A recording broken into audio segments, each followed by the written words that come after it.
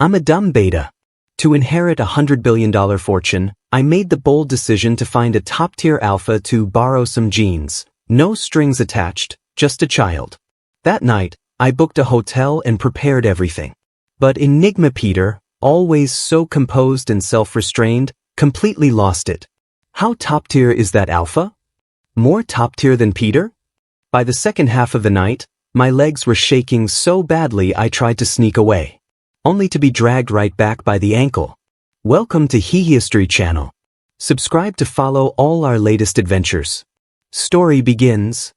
I found out I had to give birth to a child in order to inherit $100 billion. My brain, slow as it was, churned for a long time before finally catching up. What the hell? Was that old man guarding against a thief? I was his biological son, and he had the audacity to set up something this absurd? Was he trying to get himself disowned from the afterlife? I mean, come on, I'm a beta. A beta with a pregnancy rate of 0.001%. I sat there, scowling, struggling to keep my rage in check. Until the lawyer calmly added, if you fail to produce a child within a year, the entire inheritance will be confiscated by the state. My son, Lewis Clark, will receive only $5 million a year as living expenses. That was the moment I snapped. I shot up from the couch, ready to storm over to the cemetery and have a very real chat with my lunatic father, even if I had to shout at his tombstone. But the second I swung open the door, I slammed right into a firm, broad chest. What's gotten you so worked up? A deep, magnetic voice rumbled from above. My hand, which had instinctively shoved him away, suddenly changed course, wrapping tightly around his waist instead. I buried my face in Peter Frank's chest, nuzzling against him while ranting about everything that had just happened. A few minutes later, Peter gently pressed down on my shoulders and drew back, keeping just enough distance so our eyes could meet. It's just money, he said quietly. You shouldn't put yourself through this kind of humiliation for something so material. That's easy for you to say. I immediately pushed back. What kind of life can you live on just $5 million a year? I'll starve. Peter gave a short, amused laugh. His long, slender fingers pulled out a sleek black gold card and held it out to me. Then use mine. Spend as you please. But. No buts. His tone, for once, turned firm. Your father probably wrote that while drunk off his ass. It's ridiculous, and you shouldn't let it affect you. And you definitely shouldn't be going out looking for some wild alpha to knock you up. That night, I tossed and turned in bed, unable to sleep. Peter Frank was the child Grandpa adopted before I was born. I always called him Peter, but in truth, he was 7 years older than me. After finishing a combined bachelor's and master's program, he built an empire from scratch. He was now one of the most formidable young entrepreneurs in the market. To the outside world, he was a cold-faced business shark. But to me, he was endlessly gentle, patient to a fault, indulgent beyond reason. There was just one thing I could never understand: he never let me date. All those fragrant OS and cocky as, he would scoff, they're just out to trick sweet, rich little betas like you. I stared at the black card in my hand for a long time. Then, after some hesitation, I finally made up my mind. I threw back the covers and got out of bed. As I reached the next room, just before I could push the door open, I heard a sharp, muffled breath inside. Peter? Worried he might be hurt or sick, I didn't hesitate. I barged in. Lewis! Don't turn on the light. Too late. The chandelier lit up the entire bedroom like a stadium. Peter Frank was leaning against the headboard, eyes half-lidded. He moved quickly, yanking the blanket over himself, but my sharp eyes still caught the black shirt he'd pulled over his. And that shirt looked weirdly familiar. Before I could fully process the sight, Peter cleared his throat. But his voice was still low and raspy, too damn sexy. Couldn't sleep at midnight? Bad dream? My ears turned red.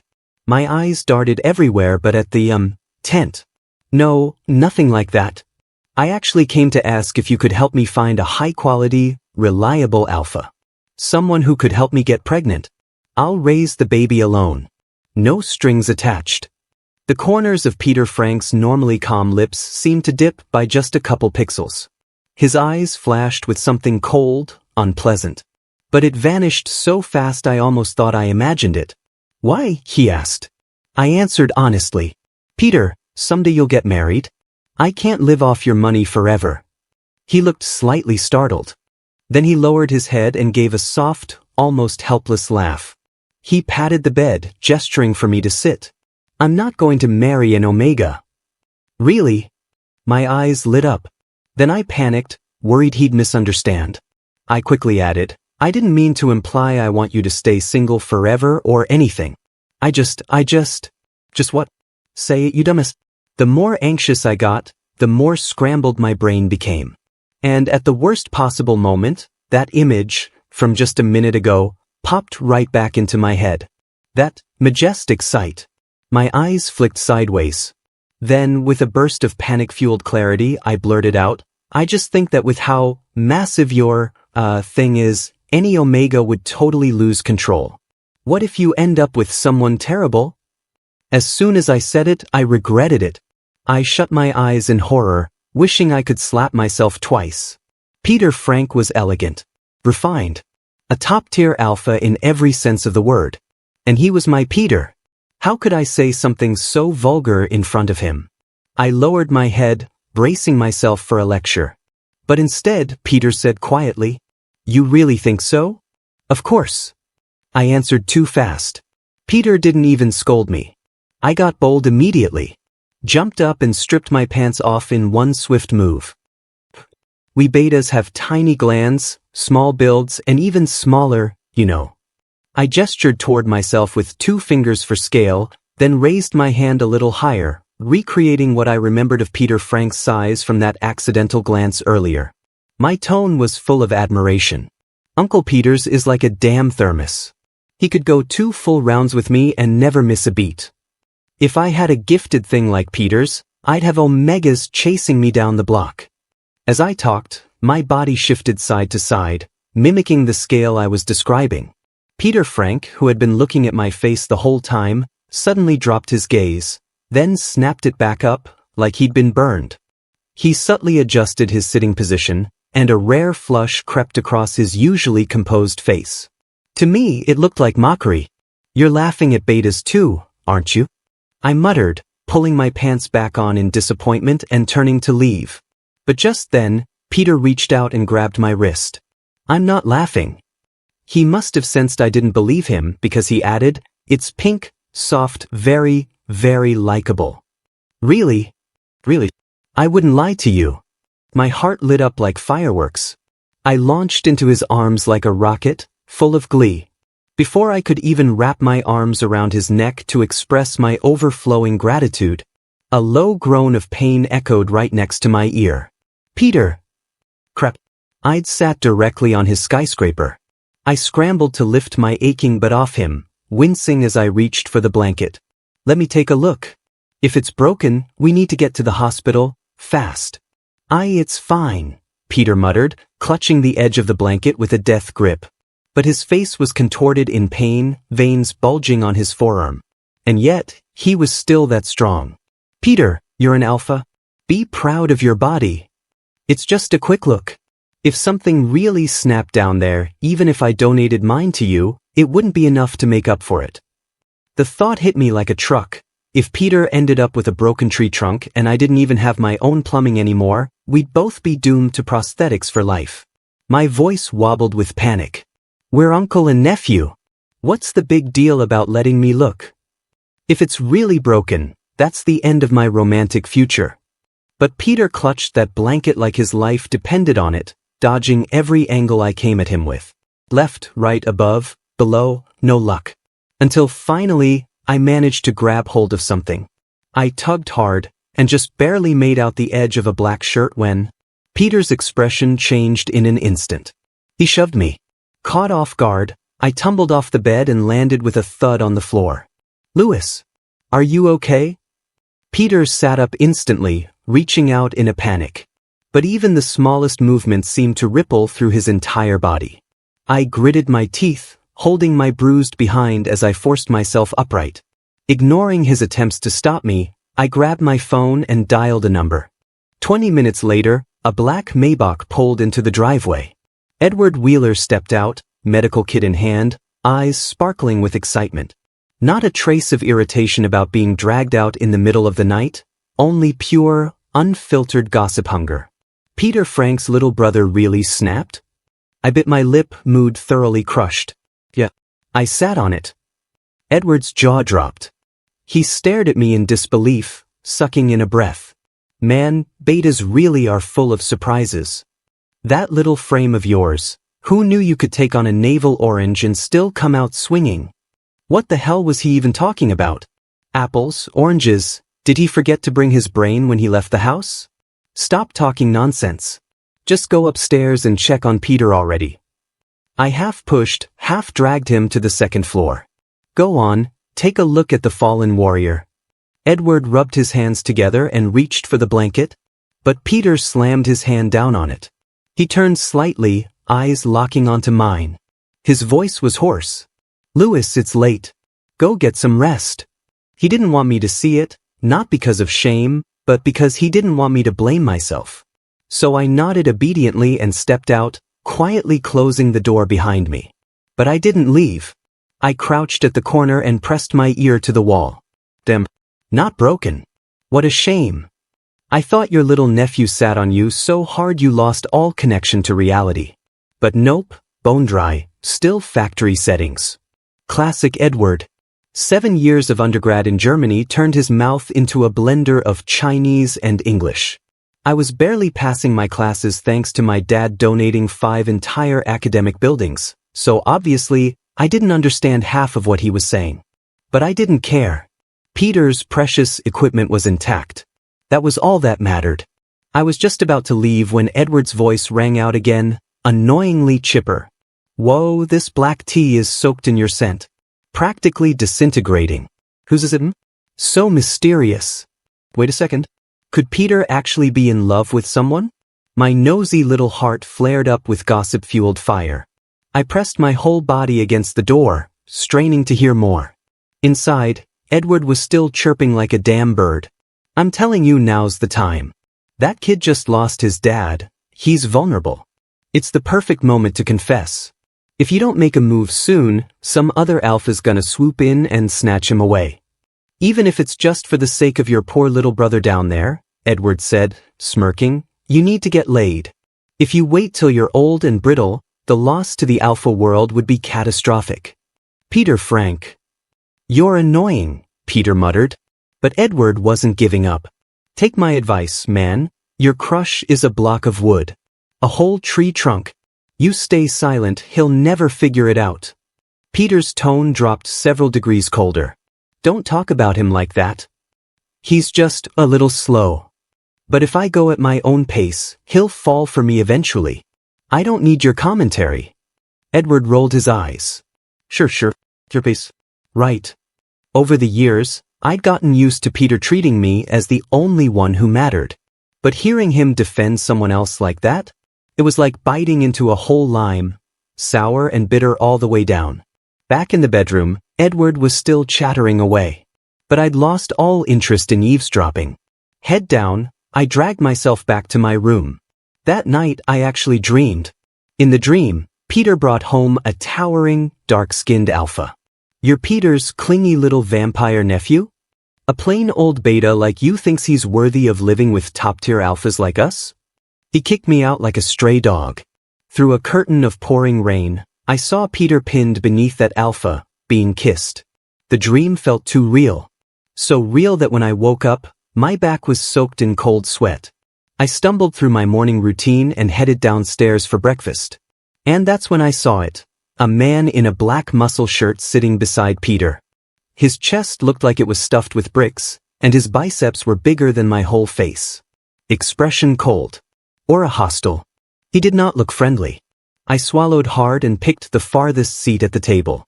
Why are you sitting so far? Peter asked. There's space over here. I pretended not to see his invitation. And with the fakest casual tone I could manage, I asked, Peter, is this uncle also an alpha? Mitchum. Like me, he's a top-tier alpha.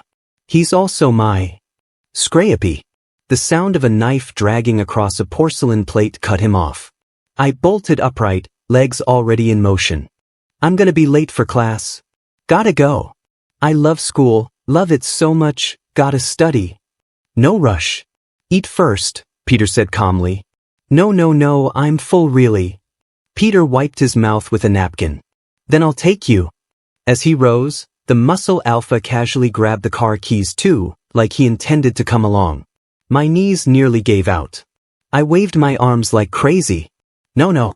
Peter, a university requires morning run check-ins. I need those participation points. Before he could react, I snatched up my alarm clock and ran out the door. By the time I reached the city, I flagged down a taxi. Sitting by the window, the cool morning breeze stung my eyes. Peter hadn't lied. He really wasn't planning to marry an Omega. Because he was into AA dynamics. And judging by that size difference, Peter probably wasn't the one on top. Half an hour later, the taxi dropped me off at the gates of a university. I had successfully brainwashed myself. Since my prophetic dream had shown me what was coming, I couldn't just sit and wait to be kicked out, penniless, heartbroken, and homeless. Better to get ahead of it, inherit Dad's fortune first. As for Peter, I pressed a hand to my chest, where it ached deep and heavy. If his kink was being pinned by alphas, then all I could do was wish him happiness. Time was of the essence. At lunch, I brought Victor Stark to a restaurant in the mall. As soon as the private room door clicked shut, I cut to the chase. I need a baby. When are you free? Let's book a hotel. Victor choked mid-sip and sprayed soda all over the table. He stared at me in horror. What the hell are you saying? We're friends. Nuff, buddies.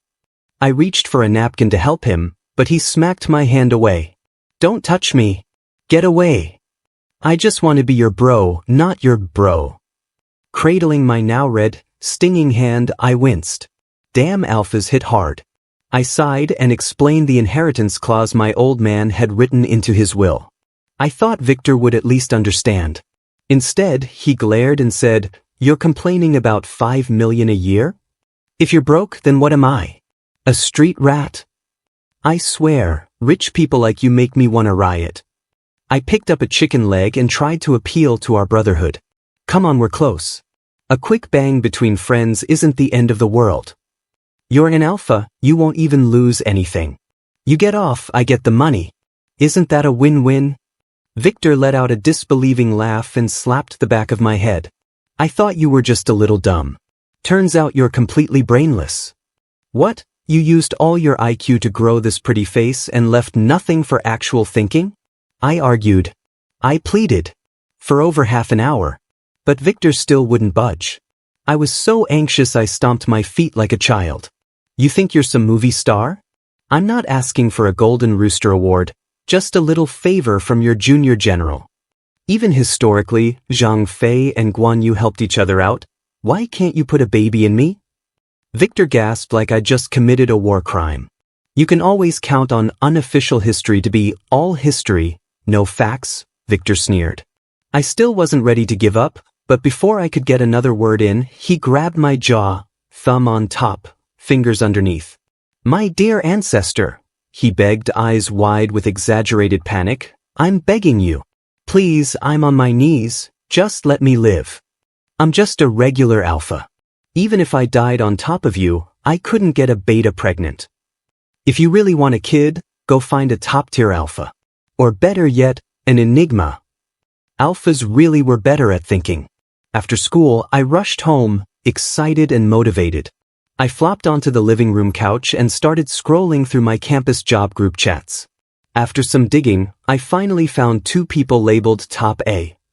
But as soon as I added one on WhatsApp and mentioned reproduction, he blocked me without a second thought. Top alphas are a limited resource. Only the most elite omegas are worthy of bearing our children. You, a beta who can't even smell pheromones, are dreaming to. He even sent me the contact card for Dr. Wang, AAA Mental Health. I was fuming. So I stomped upstairs, straight into Peter Frank's bedroom. Louis. Peter called when he got home. He found me sitting on his bed, clinging to one of his shirts and sniffing it like my life depended on it. I looked up and blinked innocently. Peter, what does your scent even smell like? I couldn't tell. After burying my face in his clothes for over an hour, all I could pick up was detergent. Peter stared at me, his Adam's apple bobbing. He loosened his tie. Long legs and black slacks carried him slowly toward me. You want to know? He planted both arms on either side of me, leaning in close. That ridiculously flawless face zoomed in until it filled my vision. His lips curved into a faint smile. His voice was low, velvet soft. ABs are different. I heard the only way to truly sense an alpha's pheromones is through a kiss.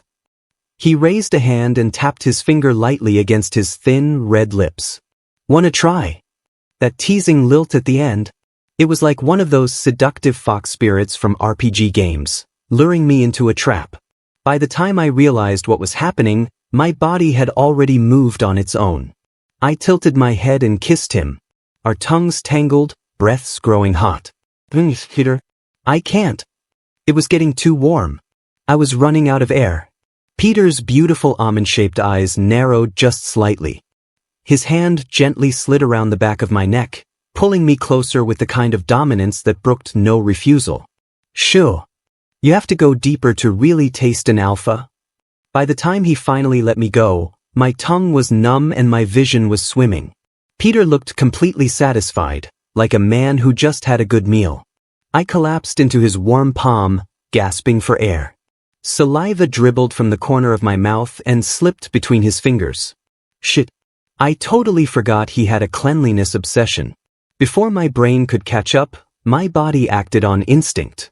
I stuck out my tongue and licked the spit right off his hand. Then I looked up at him with glassy, red-rimmed eyes and gave a wobbly smile. See, Peter? I cleaned it all up for you. Was I good? His usually gentle, dark eyes darkened further, storm clouds forming in an instant, as if something dangerous had just snapped inside him.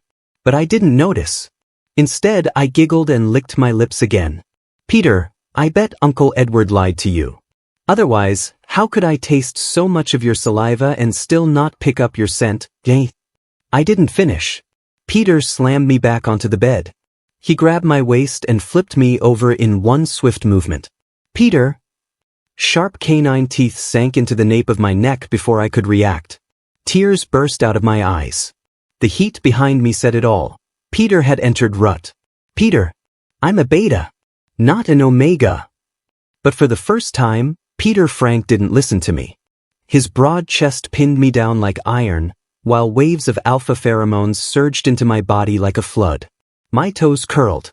My fingers clawed at the sheets as I desperately tried to crawl toward the headboard. But Peter was faster. Before I could hit the emergency call button, his hand had already slipped beneath my waistband. His fingers were cool and smooth.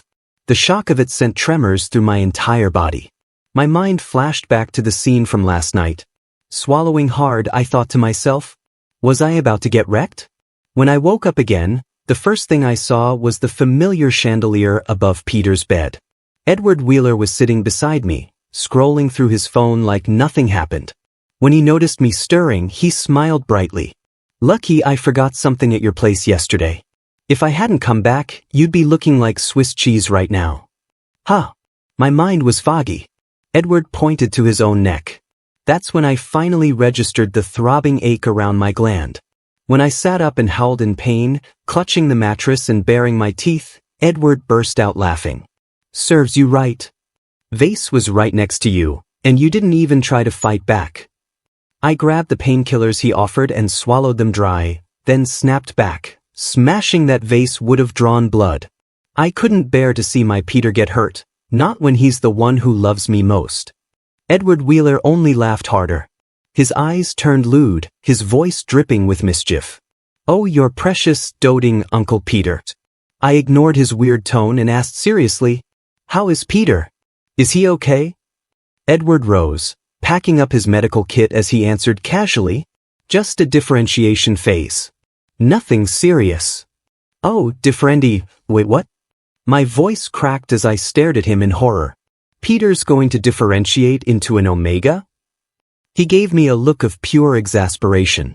Were your biology classes taught by a dog? Alphas can only secondarily differentiate into enigmas, not reverse into omegas. Embarrassed, I turned my head away, pretending I hadn't asked something so stupid. Before he left, Edward stood at the door, watching me gently touch my bruised and swollen gland in the mirror. He hesitated for a long time before muttering, "Soft-hearted little beta going to Egypt to pick weeds. You idiot, you won't be able to keep that Enigma on a leash for long." What the hell did that even mean?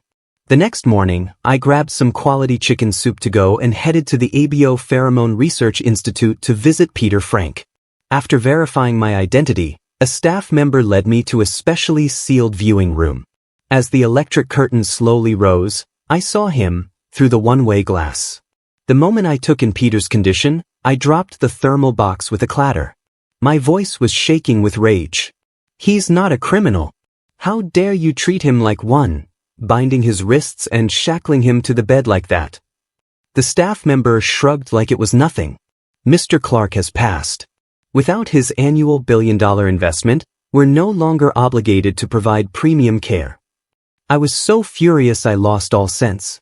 My fists clenched, and the next thing I knew, I'd swung. It wasn't until Edward arrived with the ransom that I was finally taken away. In the car, for once, he didn't scold me for acting out. "This one's on me," he said. I didn't expect them to be such inhuman bastards.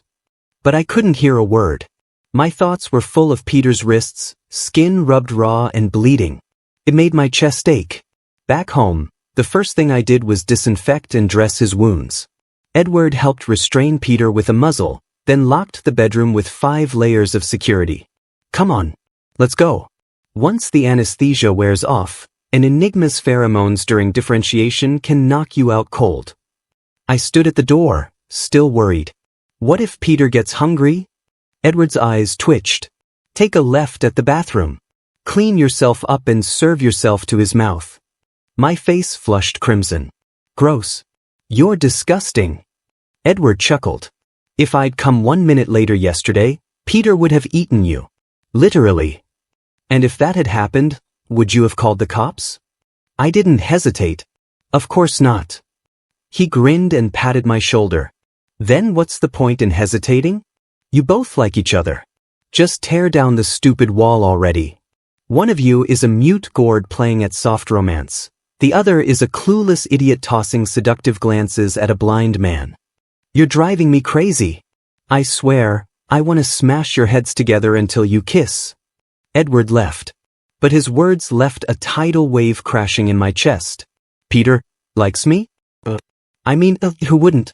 I'm cute, smart, on good days, sweet, and practically perfect. Being adored is natural. But I'm just a beta. Can an EB relationship really last?" I threw the blanket over my head and rolled back and forth on the bed. I couldn't sleep. Couldn't stop thinking. Eventually, I got so anxious I started kicking the mattress like a toddler. Finally, I gave up and grabbed my phone, furiously typing into Victor Stark's chat box. "Do you think an Enigma could fall for a beta?"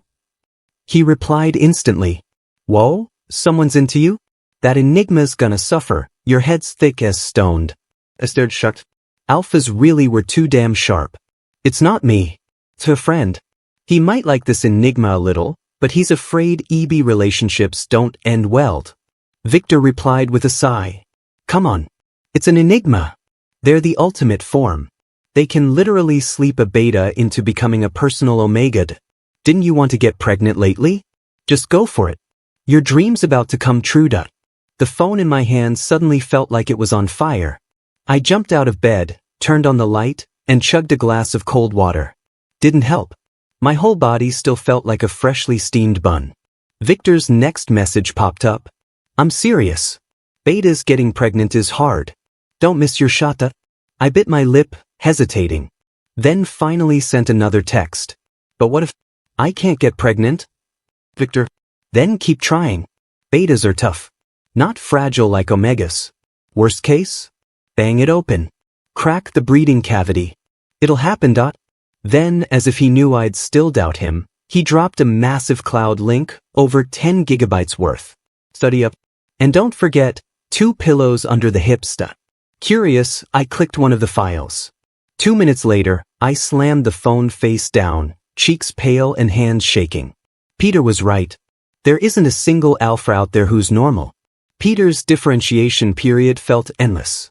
For over 10 days, I stayed outside his door, barely leaving his side. Just like how he used to sit by my bed when I had a high fever as a kid. In these days where we couldn't see each other, I had time to sort through all my messy, knotted feelings. What I once thought was just familial affection or dependence was clearly something else. Whenever an Omega confessed to Peter, I would silently pray to great-grandma, begging Peter to turn them down harshly. Whenever I scraped my knee, I'd cradle the almost healed wound just to get Peter to blow on it like I was still 5. And every birthday, the first bite of cake had to go to him. Boys. Even my wishes had always been about him, wishing Peter would stay by my side forever. Once I realized that, accepting my new identity didn't take long.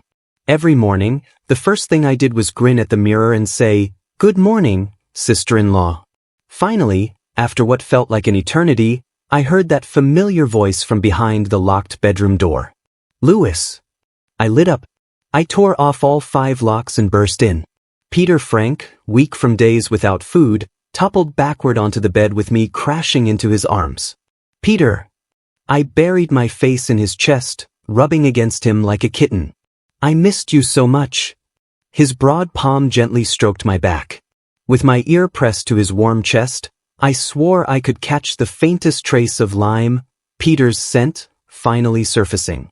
"I'm sorry I made you worry," he murmured. "I don't remember much from my differentiation. I didn't do anything inappropriate, did I?" The bite mark on my neck had long since healed. But the moment he asked, it felt like my gland was heating up all over again. I didn't want him to stress, so I shook my head quickly. "Of course not." I grabbed his hand and tugged him into the kitchen. "Peter, tell me what you want to eat, I'll heat it up." I opened the massive double-door fridge, revealing more than 20 trays of gourmet food. Braised pork belly, squirrel fish, marinated beef, Buddha jumps over the wall. Peter looked stunned. Then reached out and ruffled my hair with an expression full of guilt. "I'm sorry I made you eat restaurant-prepped meals for so many days. Tell me what you're craving. I'll ask assistantly to send over fresh ingredients. I'll cook." I remembered when I was little, after one rebellious trip to the night market where I ate stinky tofu, I ended up vomiting and having diarrhea for 3 days. Peter guarded the bathroom door the entire time, terrified I'd die of dehydration. Ever since then, he had taken over my meals. Every single one. It wasn't until I got into college that I managed to sneak out occasionally for oily street food. But today, I didn't want him to lift a finger. So I pushed him gently into a chair at the dining table. These dishes came from a 5-star hotel. I had them changed daily just so you'd have something warm when you woke up. "Today, you listen to me, I'm cooking." Seeing how excited I was, Peter finally gave a soft laugh and nodded. Halfway through the meal, I remembered something Edward Wheeler had said. I asked, feigning nonchalance, "Peter, you said before that you don't like omegas. So, do you like alphas?" Without missing a beat, Peter replied, "No." "Then what about that dark-skinned alpha from before?" Peter dipped a peeled shrimp in vinegar and brought it to my lips. "My brother just passed. The company was in chaos. I worried someone might come after you, so I hired a bodyguard." My eyes went wide. So Edward wasn't lying. Peter didn't have some secret kink about being dominated. He wasn't into omegas. He wasn't into alphas. Which left betas. Which meant he liked me. "What's with that goofy smile?" he asked. I beamed, showing all my teeth. "Peter, let's get married next Monday." Plop. The shrimp dropped onto the jade-white tabletop. Peter Frank stared at me, his voice trembling almost imperceptibly. "Louis, what did you just say?" I stood, walked over, and straddled his lap. Wrapping my arms around his neck, I grinned like a fool. "Marriage certificate. You like me, don't you, Peter?" "Lucky for you, I like you too." His expression twisted, shock, delight, disbelief all tangled together. His lips parted, struggling to form words. Even his breathing was shallow. How did you?" I betrayed my source without hesitation. "Wheeler told me you liked me."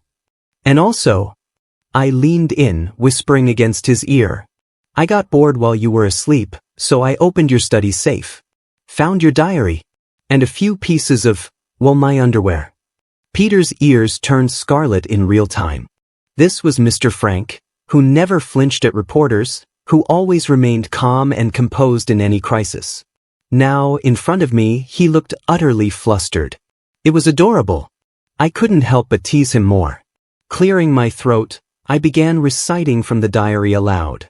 I don't want to just be Lewis's Peter. I want to be his alpha. Lewis's clothes smell so sweet, just like him. Like a soft, sugary little cake. I want to mark him, make him smell like me all over. Enough! Peter Frank clamped a hand over my mouth, his ears blazing red. His obsidian eyes reflected my wicked little grin. You're going to kill me? With a low, shivery sigh, he finally dropped his hand. And then what? His lips landed on mine. Open up, he whispered. Our mouths tangled again, leaving me breathless and dazed. Between gasps, a tiny complaint slipped out. Peter, you lied to me. He hummed against my cheek. Oh. Uncle Edward Wheeler's words still echoed in my ears. He never told you betas can smell an alpha's pheromones through a kiss. I blinked, stunned, but Peter Frank didn't even look guilty. He simply smiled, lowering his head to nudge my nose with his. Busted, huh?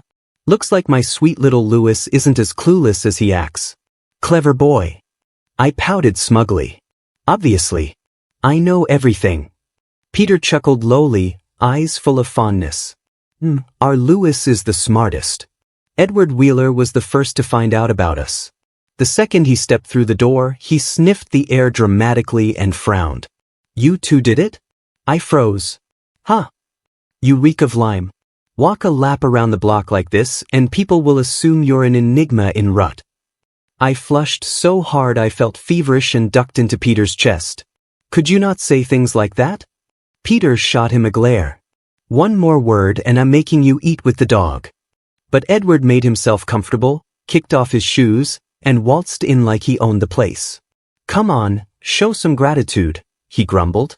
If it weren't for me, this emotionally constipated guy wouldn't have made a move in this lifetime. He wouldn't have touched you, let alone marked your gland like it's a refill station. Oh God. Someone shut this feral alpha up. I shot Peter a pleading look. Normally, he would have picked up on my cues instantly. But not today. Today, he pulled out a chair for Edward and let the smug bastard sit at the head of the table. That night, Peter Frank was showering when Victor Stark finally texted me again after 2 weeks. So, knocked up yet? Not yet. I replied, sighing. Even though Peter and I had kissed more times than I could count, and several times we'd gotten really close to going all the way, he always stopped at the last second. Every time, he'd gently push me away and inject himself with suppressant. Enigma pheromones are too intense. You're not strong enough, I don't want to hurt you. I sighed again, preparing to reply to Victor. But before I could, his name lit up my screen. He was calling. Without thinking, I answered. Lewis Clark, don't tell me you're being scammed? Victor barked. What kind of enigma screws a beta for 2 weeks straight and still doesn't knock him up? Then again, you are a beta. Can't smell pheromones. For all you know, he's just a basic alpha pretending to be an E, seducing you with a fake scent. Still, no pressure. Give it another 2 weeks. If nothing happens, we'll find a real top-tier alpha to donate. Then you just follow my instructions, all 108 positions, try them all. Seal it afterward and... He kept going. I panicked and hung up as fast as I could. But not fast enough. Peter had stepped out of the bathroom, towel around his shoulders, and was watching me with an amused, unreadable expression. He switched off the light and walked slowly toward the bed. Looking for a top-tier alpha to donate? He asked softly. The room darkened, but the tension thickened. And oh, Peter, you heard wrong. The bed dipped under his weight. That familiar lime-scented shampoo and warm steam wrapped around me like a net. I swallowed hard. My heart took off like a racehorse. Peter, let me explain. Sure, he said coolly. I'll give you a chance to lie. I opened my mouth, ready to throw Victor under the bus, Anything to save myself. Ding. A WhatsApp notification lit up the screen. Top tier alpha. Donor candidate number 2 had just accepted my friend request. Oh no. I lunged for the phone. Too late.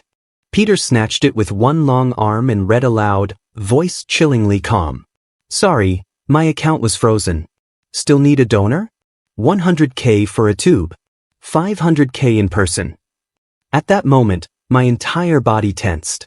My butt clenched like I was 6 again, back when I got conned by someone claiming their cat could backflip and nearly got sold off. The only time Peter Frank had ever used a belt on me. Lewis Clark. Shit. Full name. I bolted, trying to scramble off the bed. But Peter caught me with ease, dragging me down and pinning me beneath him. My back pressed into his chest. His warm breath brushed against my ear. As his fingers found my gland and traced lazy circles, he murmured, "Not behaving, are we? Naughty boys need to be punished." Feeling the heat from a certain area, my whole body trembled. In a panic, I blurted, "Peter, I just wanted to get pregnant to inherit the fortune. I didn't want to burden you with raising me." "Oh," he said darkly. And then he moved. Sharp canines sank deep into my gland. I gasped, curling into him as a wave of pheromones hit me like a tidal wave. I melted instantly. Limbs limp, eyes hazy. Peter tilted my head toward him and kissed me, deeply, hungrily, while his other hand effortlessly untied both of our robes. If my sweet boy wants a baby so badly, then we won't stop until there is one. Peter Frank followed through on his promise, with terrifying thoroughness. That night, the man who always treated me with gentleness and restraint ignored every plea I made. "Shoo, don't cry," he whispered, voice soft but merciless. "A beta's reproductive chamber is deep. If we want a baby, Uncle has to go harder." Sometime past midnight, I couldn't take it anymore. When he finally paused for a drink of water, I slipped out of bed on trembling legs and tried to run. Peter didn't stop me. He calmly finished his glass, then caught me in front of the full-length mirror by the door. "Such a waste," he sighed, eyes trailing down my legs. I had a bad feeling. And just like that he pounced again. "Well then," he said, voice low and dangerous. "Let's start over." Thanks for stopping by. Subscribe and hit the notification bell so you don't miss out on any new videos.